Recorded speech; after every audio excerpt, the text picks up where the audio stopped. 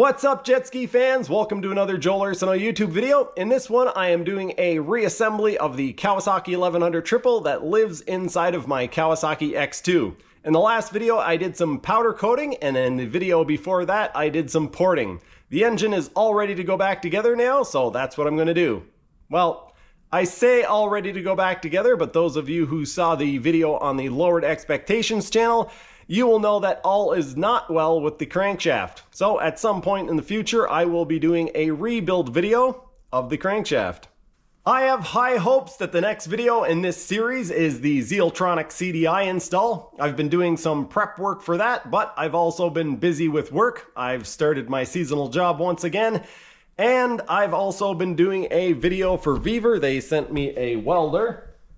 Some of you may know that I'm now somewhat affiliated with Weaver. I am testing this MIG welder and doing some repairs to BJ's utility trailer. So that video will be out at some time in the future, near future, on the Lowered Expectations channel. Anyway, let's get into this video and get an engine built. I'm just starting the assembly process, and off camera I just ran an 8x1.25 tap through all of these holes and then blew compressed air through them. Because of the difficulty that I had removing the studs, none of them were really stuck, but some of them were semi-stuck. So I'm going to actually use some Never Seez on them. I'm pretty sure the manufacturer does not recommend that you use Never Seez, but I'm sure this engine will be back apart, and I'm less worried about the bolts falling out than I am about them not coming out next time I go to work on the engine. So that's what I'm going to do. You do what you like.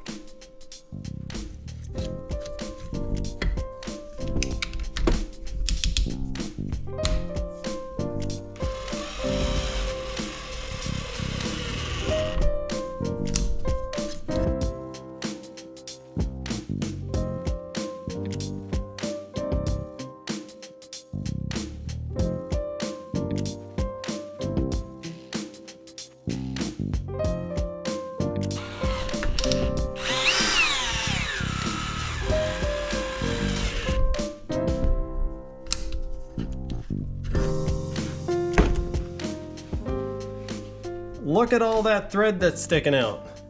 That is unnecessary. That is extra weight. I will not have it. I will not have it on my jet ski, I tell you. So what I'm going to do, I'm going to put all of these in the lathe and cut them down. 12.6 ounces or 357 grams. All right, folks, I've got these all cut down. I forget what it is in ounces, but it was 375 grams. I'll have to put it on the screen anyway, but I saved 54 grams just in studs.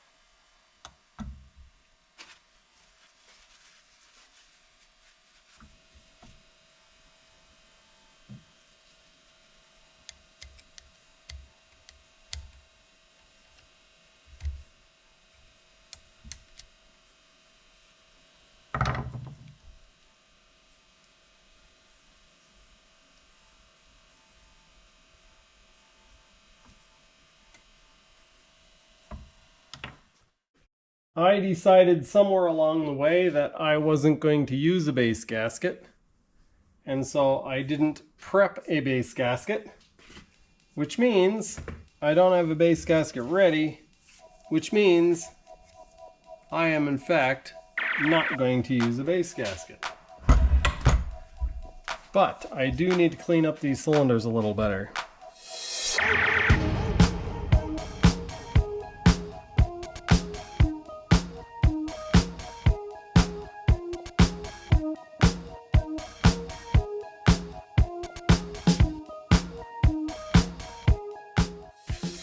I have glue on both surfaces. Now the trick is to try to get these in without scraping all that glue off. These triples can be a little bit nasty. Last time I put this together, I think it was last time, yeah, it went real easy, and then I realized that I had put the cylinder on backwards and I had to take it off and do it all over again.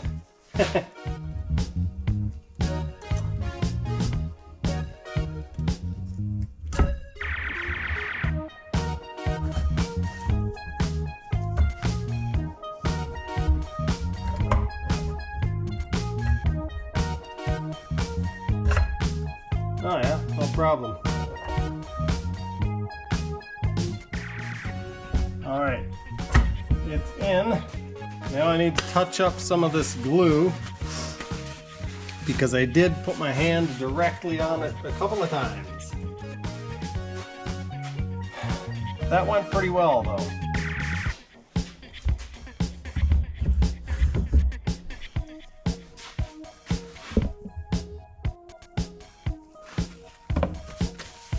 That went quite easily. That went quite easy.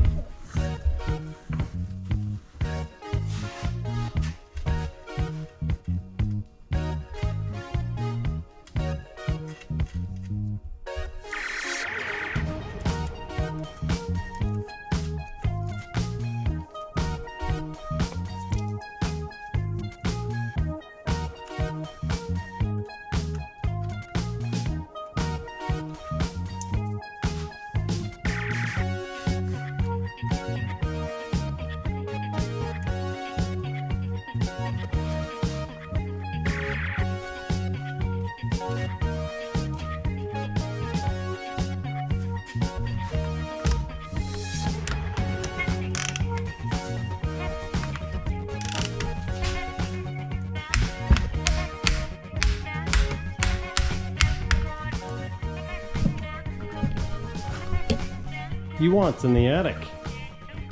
You want up the attic, don't you? You want up into the attic, eh?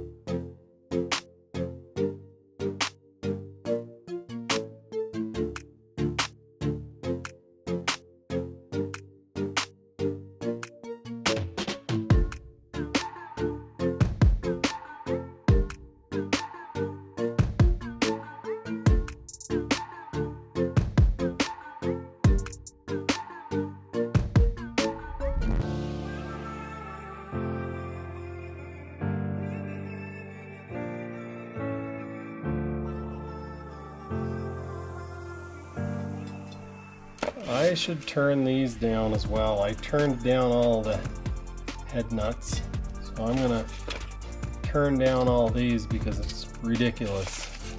I've got the grabby things on the back of them, so I turn them down on my lathe so they don't have those anymore.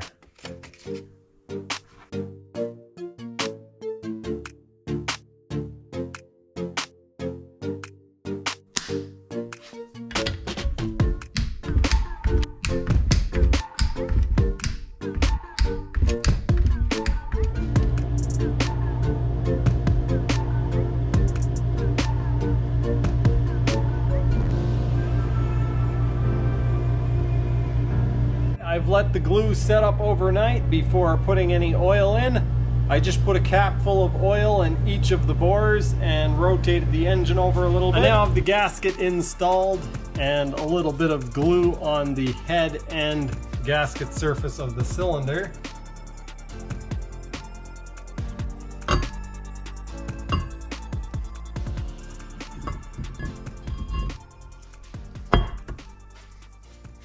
I'm just remembering now that I ended up using a bunch of nuts for the exhaust that were intended for the head. So the exhaust nuts looked like this. They had these serrations or whatever you call them on the nuts, and I didn't want them there, so I used these nuts, which I had put in my lathe last year and turned those pieces off.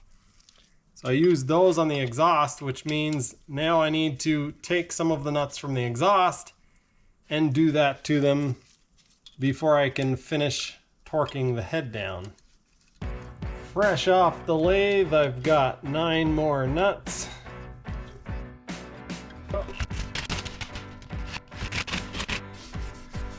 Make sure I don't have any glue marks.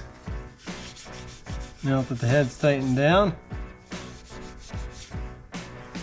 Snug down, I guess it's not tight.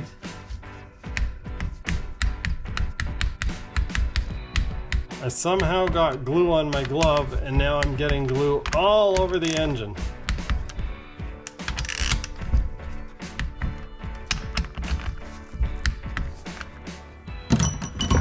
I have been toying with the idea of using a lightened flywheel and this skeletonized stator cover, but I think I've decided against that, at least for now. These are pieces that I modified last year. The stator cover started out as a stock ZXI 1100 stator cover, and I removed a whole bunch of material from it, as you can see. It looks pretty cool, but it does have the disadvantage of allowing water in all over the electronics, which probably wouldn't be an issue in my case, at least until I go and visit the Jet Ski Brothers again. But it could also allow bolts, nuts, washers, hose clamps, zip ties, whatever in there, and that could be a problem as well. The lightened flywheel would need a little bit of welding done to it, and I don't have any way to check the balance of it. So I'm going to skip out on that as well for now. I plan on coming back to those at some point in the future. What I am going to be using is a stock ZXI 1100 flywheel. So that's what we have there. And I am going to use a 750 stator cover. The 750 stator cover is about 150 grams heavier than the skeletonized 1100 stator cover, but several hundred grams lighter than the OEM one. I am also going to be doing a modification where I remove some of the windings from the stator coil because they're not going to be needed with my Zealtronic CDI. The Zealtronic CDI actually uses the battery to charge up instead of the exciter coil. So the stock 1100 electronics has a trigger coil, a battery charging coil, and an exciter coil all built into here. The exciter coil is what actually produces the electricity to feed the CDI that then feeds the ignition coils. In the case of the Zealtronic CDI, it uses the battery to charge the CDI and then simply uses the trigger coil to tell it when to spark. So I can actually remove some of the windings from the stator coil. That will reduce some weight, but more importantly, it will reduce a bunch of drag from the stator because it will no longer be charging using the power from the exciter coil. Wow, that was a mouthful.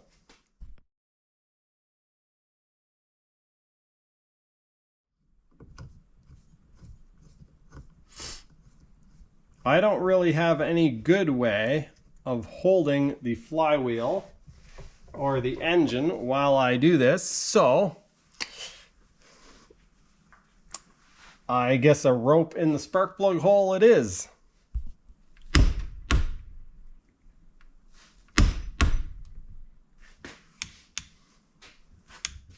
For those of you who have been following my channel for some time now, this next little bit of information won't surprise you in the least. I decided to chop a little bit off of my throttle cable bracket for some weight reduction. The original unit had a piece for the choke cable and for the throttle cable, and I no longer need the piece for the choke cable, and so I chopped it off. It almost cut the weight in half. This is a pretty chunky stainless steel bracket. There's no need for it to be this chunky. I probably could put some more weight reduction holes in it or chop this piece off, but I'm not going to go way over the top, just way over the top. Anyway, time to bolt this on. I am going to use some Loctite because I feel like it.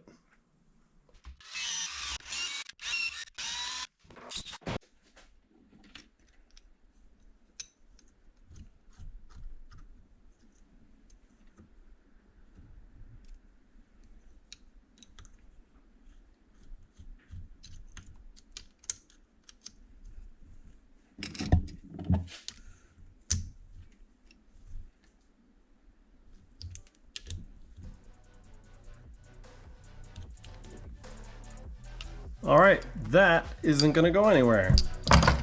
I know at least a few of you are going to be upset that I didn't install the skeletonized stator cover. I'm talking about you, Tim, and some of you are going to be confused that I jump cut to the stator and stator cover being installed.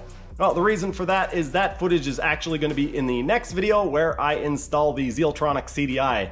I hope you guys are getting excited to hear this thing fire up. I know I certainly am. After tearing it completely down, doing porting on it, and installing the Zealtronic CDI, I am quite excited to not only hear this thing fire up for the first time, but also take it out and give it a rip. You guys let me know what projects you're working on or what you're excited about. Let me know what you have planned down in the comment section below. If you haven't already left a like on the video, remember to do that. And if you're not subscribed, well, be sure to do that as well. That is going to do it for this one. Thank you so much for watching, and I will see you next time.